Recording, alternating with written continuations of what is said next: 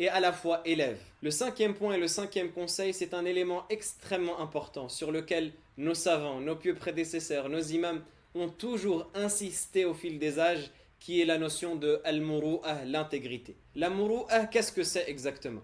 Les savants, à l'image d'Ibn Arafah al-Maliki rahimahullah ta'ala, l'ont défini comme étant al-muhafadhatu ala fi'li ma tarkuhu min mubahin yudhammu alayhi urfa wa ala tarki ma fi'luhu min mubahin yudhammu alayhi urfa. C'est le fait de s'efforcer à délaisser les choses licites que si la personne les fait, alors qu'elles sont licites, eh bien si la personne les fait, elle serait critiquée dans l'usage, c'est-à-dire dans les traditions des gens, dans les coutumes des gens. Elle serait critiquée par les gens, alors que c'est des choses licites. Et à faire ce qu'il est licite de délaisser, mais si on le délaisserait, on se verrait critiqué par les gens. En résumé, la muru'a, c'est de faire les choses qu'il serait permise de délaisser, mais que si on les délaisse, eh bien les gens le trouveraient inacceptable, ridicule, etc.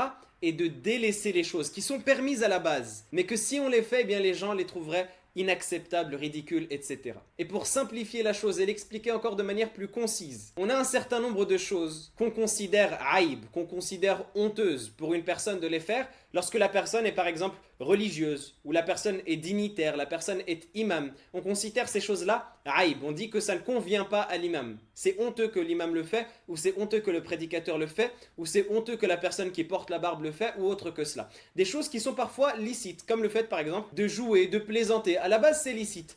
Mais si on voit une personne qui est prédicateur, qui est imam le faire dans l'excès, c'est-à-dire toute la journée il plaisante, toute la journée il rigole, toute la journée il s'amuse, eh bien on va dire mais ce n'est pas convenable ce qu'il fait. Et donc on a un certain nombre de choses, un certain nombre de positions, un certain nombre de caractères, un certain nombre de pratiques qui ne conviennent pas à la figure de l'imam parce qu'elles détruisent en lui cette muru'a, elles détruisent en lui cette intégrité. Alors que pourtant ces choses de base sont licites. Mais lorsque l'imam a la casquette de l'imam, eh bien il doit les limiter, les réduire ou même les abandonner.